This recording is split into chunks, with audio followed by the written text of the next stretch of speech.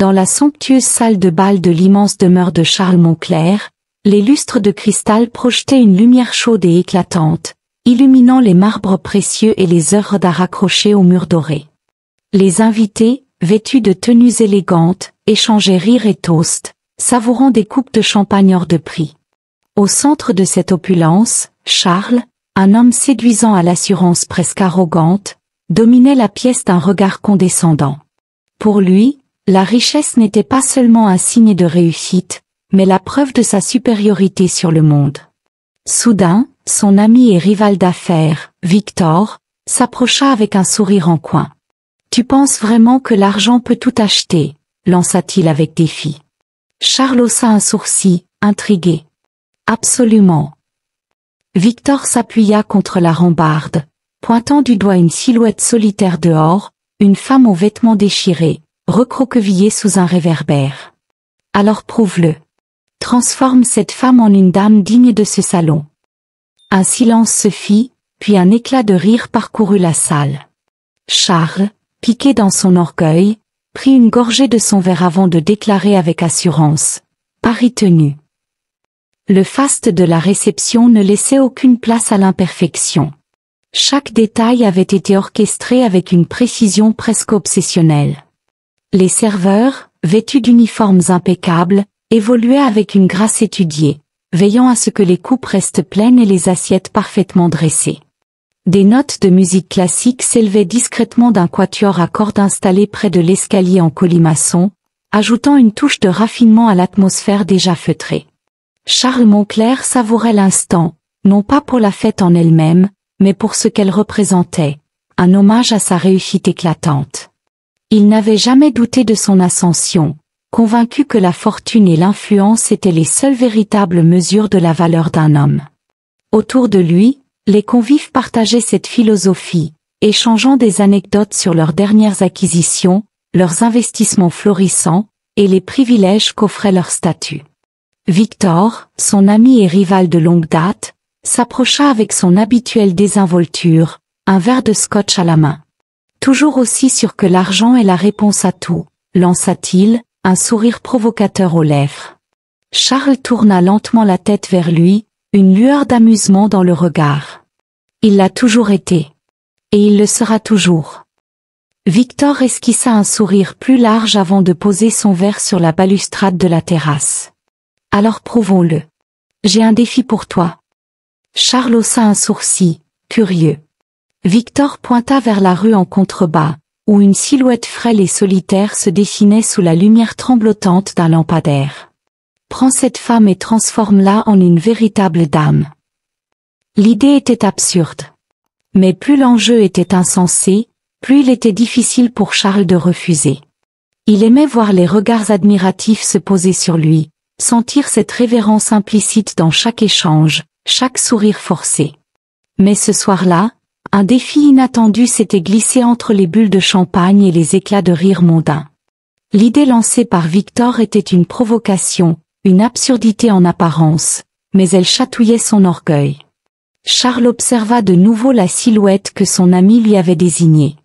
Une femme vêtue de haillons, recroquevillée sur un banc, le visage à moitié caché par des mèches de cheveux ternes.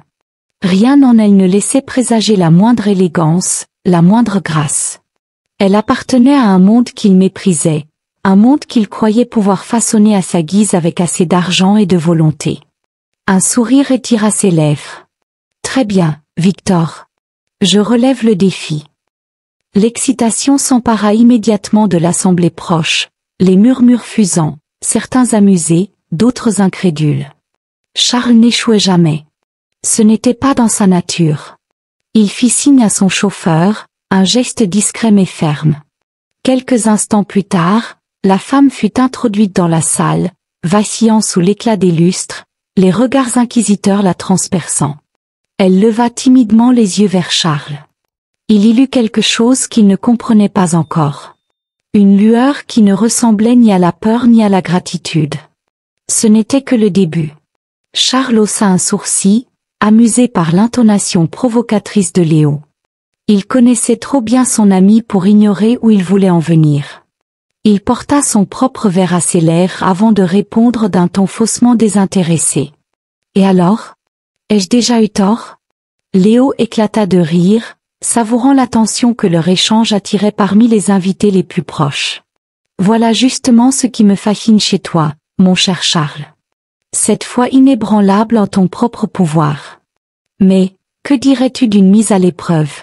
Charles inclina légèrement la tête, un sourire en coin. Je t'écoute. Léo se redressa et désigna du menton la femme assise sur le banc à l'extérieur, à peine visible derrière la brume nocturne. Épouse-la. Transforme-la. Fais d'elle une femme digne de ce monde. Et prouve-moi, une fois pour toutes, que ton argent peut tout. Un silence tomba autour d'eux. Les conversations feutrées s'étaient interrompues, les curieux attendaient la réaction de Charles.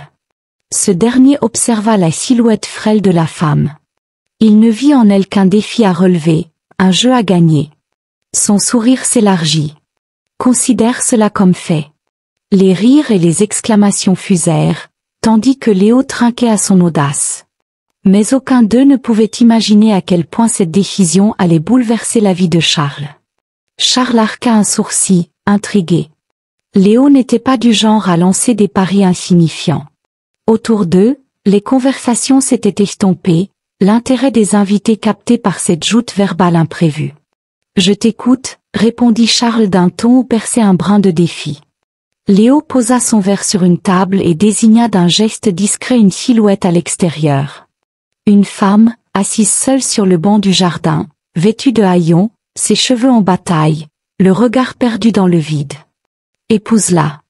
Un frémissement parcourut l'assemblée. Charles, surpris par l'audace de la proposition, observa la femme avec attention. Son visage était marqué par la rudesse de la vie, sa posture trahissait une résignation silencieuse. « Et après » demanda Charles en plissant les yeux. Léo s'approcha, son sourire s'étirant davantage. « Fais d'elle une femme respectable. Élève-la à ton niveau. Montre-nous que l'argent peut tout changer, qu'il suffit de moyens pour remodeler quelqu'un à l'image de ce monde. » Un silence tendu s'installa. Charles fit tourner son verre entre ses doigts avant de répondre, sa voix empreinte d'assurance. « Très bien. J'accepte. » Un murmure d'excitation parcourut l'assemblée, entre scepticisme et amusement. Léo trinqua avec lui, satisfait. Mais ce que Charles ignorait, c'était que ce pari allait l'emmener bien au-delà de tout ce qu'il avait imaginé. Là-bas, dans l'ombre des rues que nous ignorons, se cachent ceux que la société a oubliés, déclara Léo d'un ton théâtral. Charles haussa un sourcil, attendant la suite.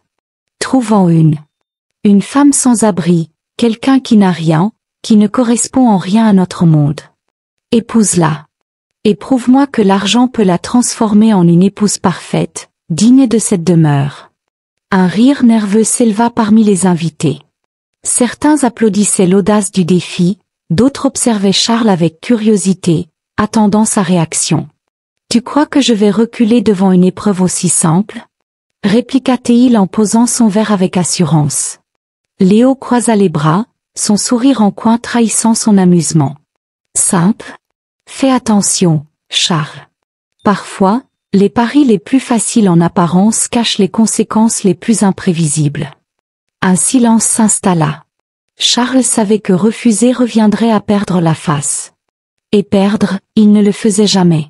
« Je relève ton défi. D'ici une semaine, je serai marié. » Un murmure d'excitation parcourut la pièce.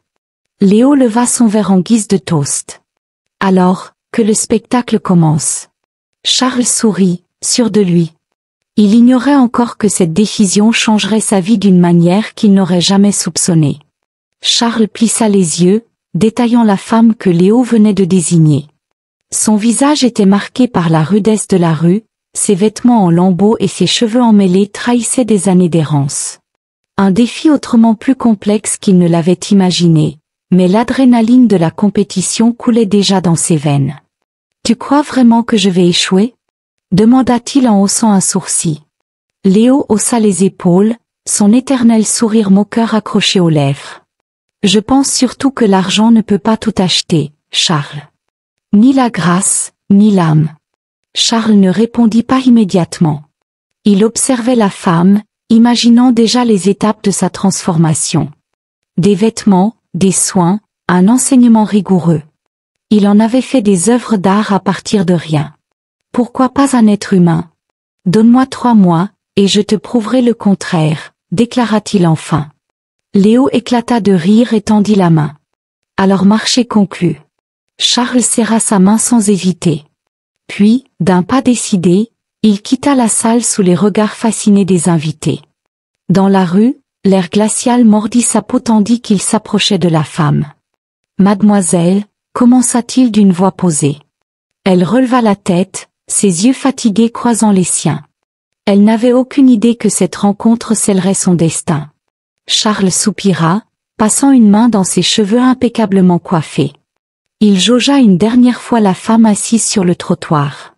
Son instinct lui soufflait que ce pari était insensé, mais son orgueil lui interdisait de reculer. Très bien, accepta-t-il enfin. Sans attendre, il descendit les marches menant à la rue, le bruit de ses pas résonnant dans la nuit.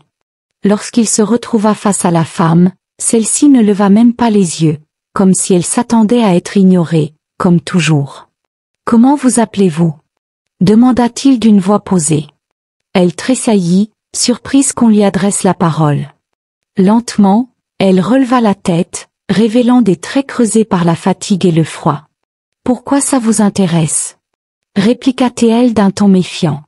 Charles esquissa un sourire. « Parce que je vais changer votre vie. » Elle éclata d'un rire amer, comme si ces mots étaient une plaisanterie cruelle. « C'est ça. Les beaux parleurs, je les connais. » « Non, vous ne me connaissez pas encore, mais ça ne saurait tarder. » Il tendit une main vers elle. Un silence s'installa. Son regard hésitant glissa de la main tendue aux yeux perçants de cet homme en costume hors de prix.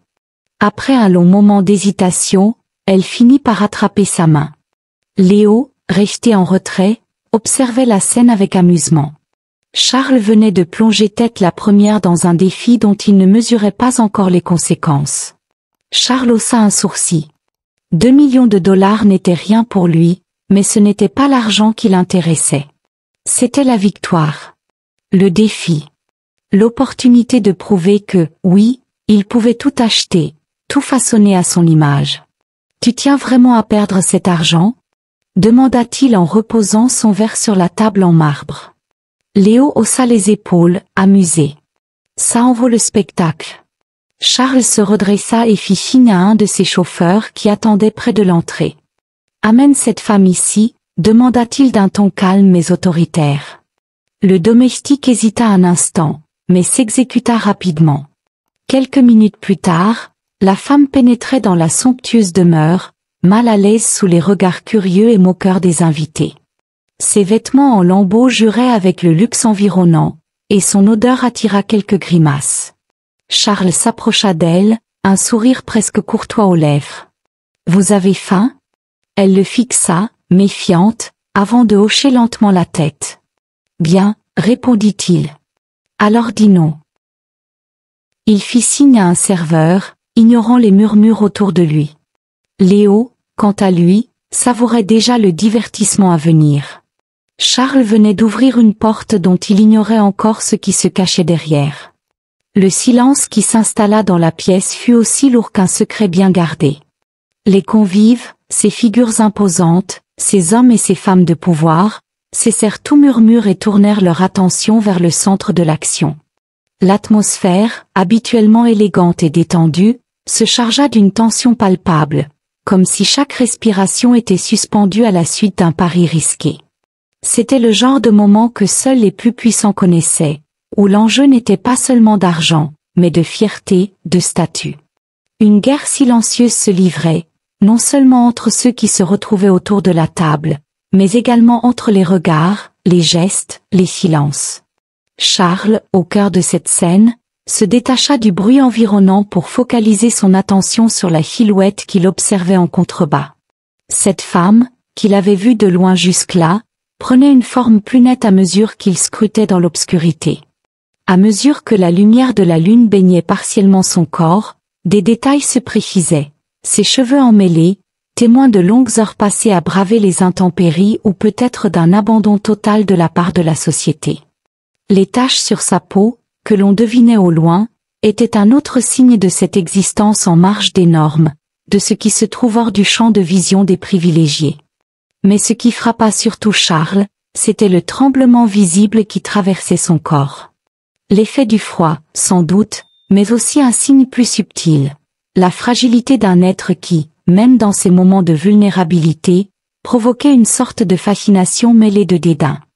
Le silence se prolongea encore un instant.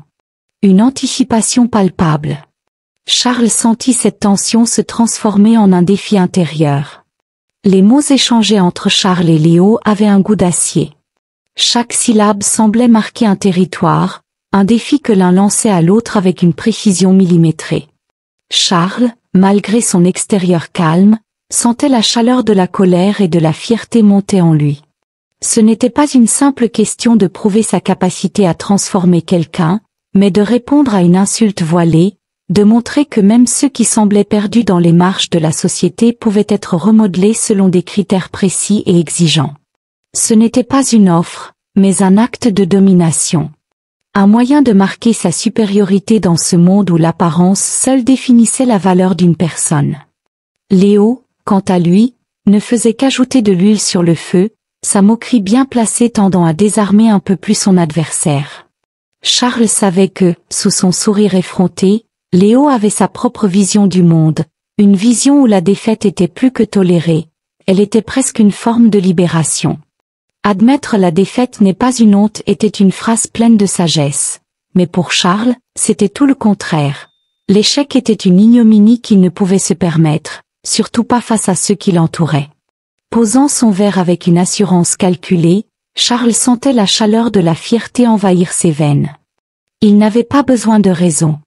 Il n'avait besoin que de cette défiance intérieure qui le poussait à tout donner, à redéfinir les règles. Le marché était scellé. 3 mois. Ce serait suffisant pour transformer cette femme en un trophée qu'il exhiberait fièrement. L'éclat de rire résonna comme une décharge dans l'espace feutré, une onde de moquerie qui se propagea parmi les convives. Les applaudissements qui suivirent semblaient plus anodins, presque mécaniques, comme si l'assemblée jouait un rôle bien rodé dans ce genre de soirée. Pourtant, Charles ne se laissa pas emporter par la vague de rires et de félicitations. Son regard restait figé, incapable de quitter cette silhouette en contrebas, presque noyé dans l'obscurité d'un coin oublié de la ville. Il scrutait chaque mouvement de la femme, chaque frémissement de son corps sous la lumière vacillante du lampadaire. Il avait pris un pari, sans vraiment mesurer les dimensions de ce qu'il venait d'entreprendre. Était-ce un simple test pour prouver à Léo, à lui-même, qu'il pouvait transformer même l'être le plus négligé en un modèle de perfection? Ou bien était-ce un projet plus vaste, plus complexe, où les enjeux dépassaient de loin l'idée d'une simple transformation extérieure? La réalité se dérobait sous ses yeux. Il ne savait plus si elle était un outil pour son ambition ou si, au fond, elle représentait quelque chose d'autre, quelque chose qu'il n'avait pas encore compris. Les applaudissements s'étaient dissipés, mais un étrange sentiment de vide persistait. Une brise froide soufflait, et Charles frissonna, bien que la salle fût chaude. Il se sentait désormais comme un architecte de destin, traçant des lignes invisibles qui allaient bientôt se tordre, se mêler, jusqu'à créer un enchevêtrement qu'il ne pourrait pas maîtriser. Il avait mis en jeu plus qu'une simple réputation, quelque chose de plus intangible, plus dangereux.